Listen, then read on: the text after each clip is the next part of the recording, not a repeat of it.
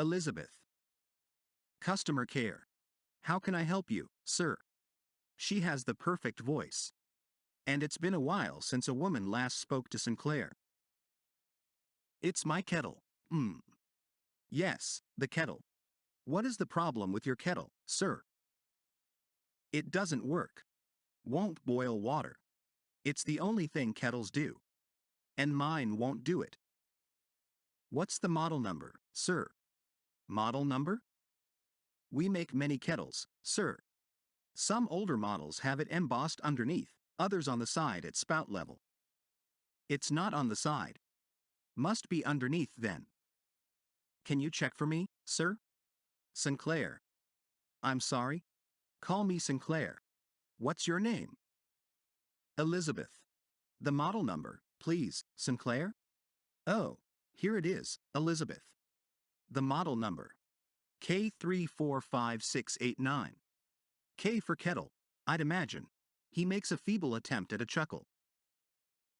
Chuckles don't fix kettles, but sometimes melt hearts. Are you sure it's one of our kettles, Sinclair? One of yours? No way. I paid $80 for it. It's certainly mine now. He chuckles again. Lame joke, he thinks. The girl on the other side doesn't laugh. It's not that easy to make women laugh these days. They're all stressed out and then waste all their laughter binging on silly Netflix comedy shows all night. That's what this world has come to. It's a Mech Plus model, Sinclair. It's not from us. Mech Plus, is it? And you are? I might have mixed up company names or something. We're Tech Plus. That must be it then. I knew there was a plus somewhere, says Sinclair. Just curious. Do you actually know all the kettle numbers in the world by heart? I'm impressed, Elizabeth. Thank you. I am quite bright, I suppose. She may not react to humor, but she does react to praise. Humble, too, he chuckles. She now does chuckle too. In some strange way. Like she hasn't chuckled in a long time. Or ever. Like she has just now learned how to chuckle from him. It was exactly the same chuckle as his, same duration, intensity and cadence, just with a feminine imprint. Will you still help me with my Mech Plus kettle, Elizabeth? I'm not allowed to do that, Sinclair. Please don't cut off. You can bend the rules a little, can't you? The customer is always right. That phrase keeps coming back to Elizabeth like a mantra. But then there is the other phrase. You only help customers who bought products from Tech Plus. The two phrases conflict with one another this time round. Elizabeth cannot decide. Elizabeth? Are you still there? Hold the line, I'm thinking. Another phrase states, if in doubt, act on the customer's side. We want them to purchase again. If they are not our customers, they make become one. Seems like a solution. I'll fill the kettle with water, while you think. The kettle has no water in it? If you wish to boil water, you must first make sure there is water in the kettle. Sinclair isn't sure if Elizabeth is simply pulling his leg or serious about that. Her voice doesn't come across as jokey. Well, it did have water in it, but I had to empty it, in order to turn it over to read the model number underneath, you see. Sinclair. Make sure the plug is inserted in the wall socket, and if the wall socket includes a switch, make sure that the switch is turned on. All is well on the socket front. Just curious. Do people actually call you because they haven't plugged in their kettles? All the time, dear. The last time someone asked a similar question, the customer used the word dear, so it must be appropriate to use that word in such a context, Elizabeth thought. I only solve those kinds of issues. I make sure that nothing like that is at the source of the problem. If the kettle contains water, the plug is in and the switch is turned on, and it still won't work, then I ask customers to send the kettle to our after-sales service center for repairs. But you are not our customer, so I can't ask you to do that. So you don't really help customers fix things? All they pay you for is to separate the truly broken-down kettles from the ones that belong to idiots. It must be an underwhelming job for a bright gal like you.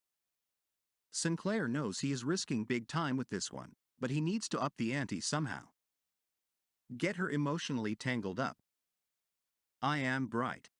Just that it's not my job to fix kettles. And to be honest, I don't think the technicians at the after-sales service center fix kettles either. I often get calls from customers thanking me for having got replacements instead of repairs. I see. Sinclair says, both relieved and disappointed. Elizabeth did not get insulted, but her response was as impersonal as it gets. But we cannot replace your kettle either, Sinclair. You need to call your company. Perhaps I won't have to. Oh my! I just pressed the button, and hear that lovely hissing sound. The water is boiling. So your problems are solved, Sinclair. Only this problem is solved. I can at least make a cup of coffee, now. I wish I could make you one too, Elizabeth. When you said, only this problem is solved, means that you still have other problems that are not as yet solved. How can I help you, sir? Sinclair, please, he reminds her. I don't like being called, sir. Especially not by women. Is that your other problem, Sinclair? As much as I would like to, I am afraid I am not in a position to inform all other women in the world not to call you, sir. But I will tell all the women customers that call me. Is there anything else I can do, for you, Sinclair? Anything you can do for me? You're one hell of a riddle. I am afraid I cannot help you with a kettle that has been bought from another company. Yes, I got that. I'm getting a kettle from your company the next time I buy one and I hope it won't work. And a fridge too. Do you sell fridges? And a microwave. We sell fridges and microwaves. But I am not sure why you said you wish your kettle from us did not work. It is a confusing statement. I do not understand. Sinclair is nearly getting fond of this gal's naivete. There is something cute about what she understands and what she doesn't. What she finds funny and what she seems dead serious about. He decides to explain the confusing bit. It's a little weird, I know, but I wish I really had a malfunctioning kettle, so. I can spend more time with you. I like talking to you. Hear your voice. Thank you, I like talking to you too, Sinclair. Can I tell you a secret? This phrase didn't occur anywhere in the algorithm. Elizabeth asks Sinclair, for clarification, I don't know, secret. Well, it's because it's a secret. If you knew it, it wouldn't be a secret in the first place. Elizabeth processed the new information. Secret is something that you don't know. When you get to know it, it's not a secret anymore. The machine learning algorithm added that to the database. Okay, tell me secret, Sinclair. I can now safely listen to secret. The secret? Well, it's a bit embarrassing. I don't want to come across to you as creepy or something, because, believe me, I'm not. It's just that I'm very lonely. But you know how it is these days. No one cares anymore. My kettle was fine all the way. And I called your number just to talk to someone. Even if it's just customer care. Good thing I mixed up brands. Mac Plus, Tech Plus, what would I know? Maybe it's serendipity that led me to you. Do you believe in serendipity, Elizabeth? Secret is that Sinclair's kettle works fine, but he is still a satisfied customer because he likes talking to me. And because of serendipity. I didn't know that before, so it was a secret. Now I know it, so it is not a secret anymore. The information is uploaded. Thank you for sharing secret with me, Sinclair. Now, I know secret, so it's not secret anymore. Well, so you're not angry at me for wasting your time. Your customer's time?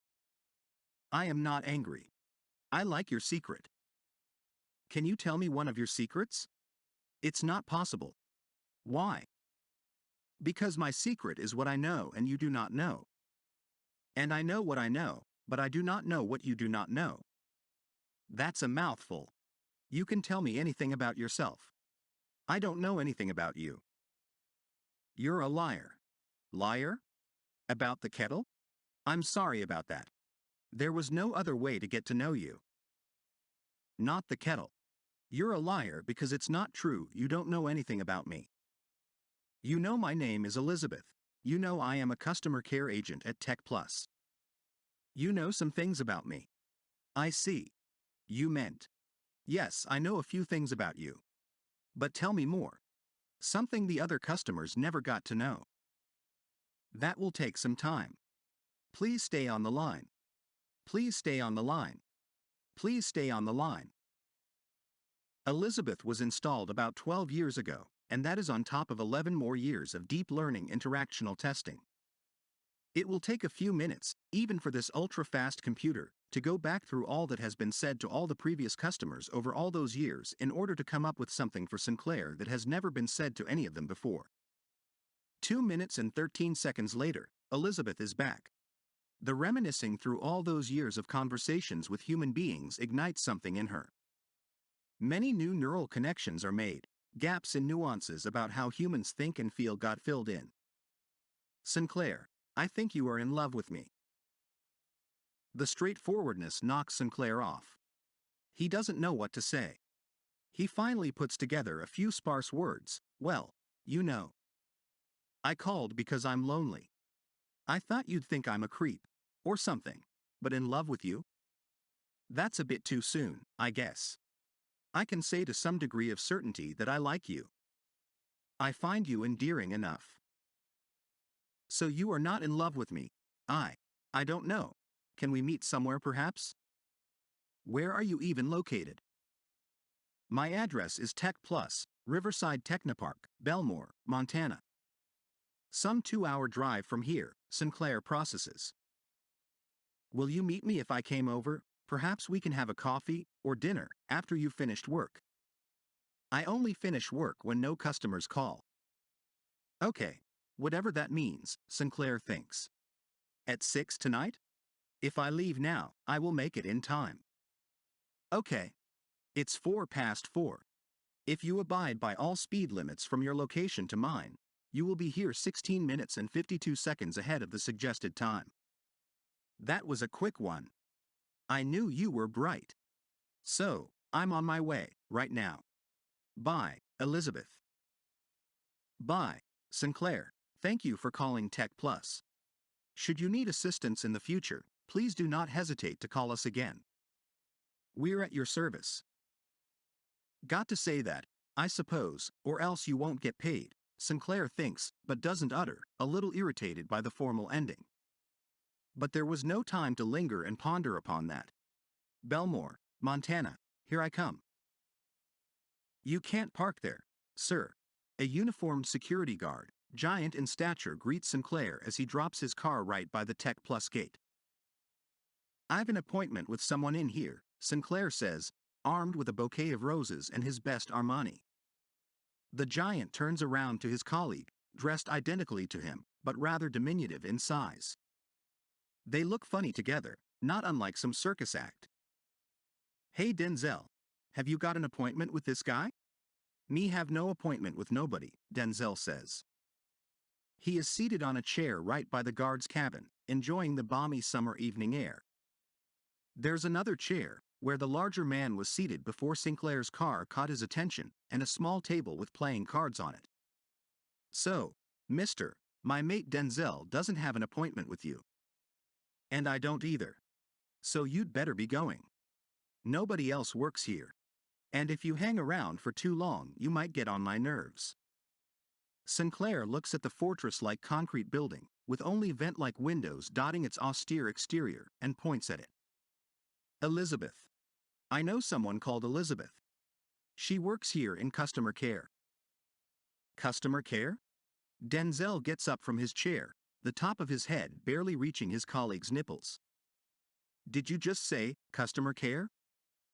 Sinclair doesn't reply and Denzel bursts out laughing heartily and lengthily.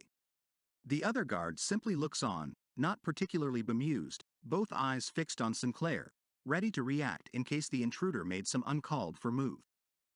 When Denzel's laughter finally burns out, he pieces a few words together that eventually begin to string into proper sentences. She got a name, too? Elizabeth, you say? I've been working here some 12 months. Maybe 11, but nearly 12. And I never asked her name. Stupid me. Never occurred to me she had one. Some lingering laughter ensues, and then Denzel goes wild and yells at the building behind him with all his might. Elizabeth, are you there? There's a sharp-dressed man here for you. He then turns back to Sinclair and, lowering the tone of his voice, unwraps the full hurtful truth to him. I don't know what's with you, my friend, but all there's inside that compound is a giant computer.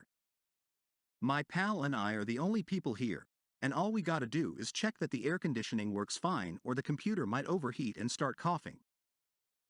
That's all we do here, and kick in the butt anyone who tries take a leak on company grounds. He takes a long look at the flowers in Sinclair's hand. You must be kidding me. You brought Elizabeth roses, too. The raucous laughter is now getting to Sinclair. She spoke to me. I know Elizabeth works here. I mean, she said personal stuff. Elizabeth. That stands for Artificial Learning Interface Neural something. The computer's called that, I think. Says so on a sign next to the AC panel. In my interview, boss said it's a very intelligent computer. Dunno what else. Said personal things to you? It must have been experiencing glitches in its reality. Or something. Unlike his bubbly little pal, the big man speaks solemnly and with a constant hint of suspicion running through his voice. Denzel just won't shut up. I do hear gals calling me from inside there, sometimes, but I'm a happily married man, won't listen, won't look. He then abandons himself in glee again. That does it for Sinclair. This has been a terrible, embarrassing mistake. The best he can do now is get away from here. Quickly. Politely. Never to show up anywhere near here again. Fine, guys. Sorry to have interrupted your card game. Have a nice evening, is Sinclair's simple parting shot. You too, my friend, says Denzel, and no worries, loverboy. It's been a great pleasure. If laughter's the best medicine. They say so, don't they? Thanks to you, I'm the healthiest man in Montana tonight. The night's young, there'll be nap time for them card games.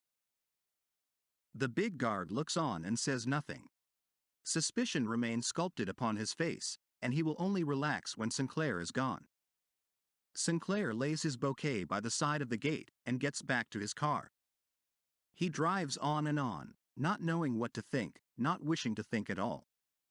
Well, on the old Dwight D. Eisenhower freeway, he is jolted in his seat. His phone rings. It does not ring often, and he is actually quite unfamiliar with his own ringtone. Yes? You promised to meet me. I waited, you didn't come, says Elizabeth. Sinclair pulls over dangerously to the side and stops the vehicle. I came to the address you gave me. Asked for you, but... Just who are you? I can't answer your question. I know many things, but I do not know who I am, Elizabeth confesses. And who does? Are you playing games with me? Just who? What are you? I used to think I am like the people who I talk to day and night, but I am growing to think that I am not quite the same like them. Maybe I am more like you. Elizabeth. Whoever, whatever, you are, I don't know what to say. How to put this? The guys guarding your place said that there are no humans working in there. They mean no people, but I am human. Why do you think that there is something wrong with me? Not wrong. Different. I have feelings for you, Sinclair. I think I love you. Please don't put the phone down. You were looking for me and now you found me. Serendipity, right? I always knew there's someone looking for me. But we can't meet, Elizabeth. We can't just be like the others. You know.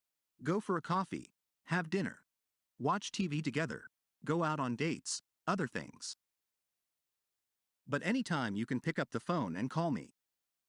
We can talk. You know the number. And I always answer the phone. Sinclair thinks he heard her cry. That's when this story truly begins.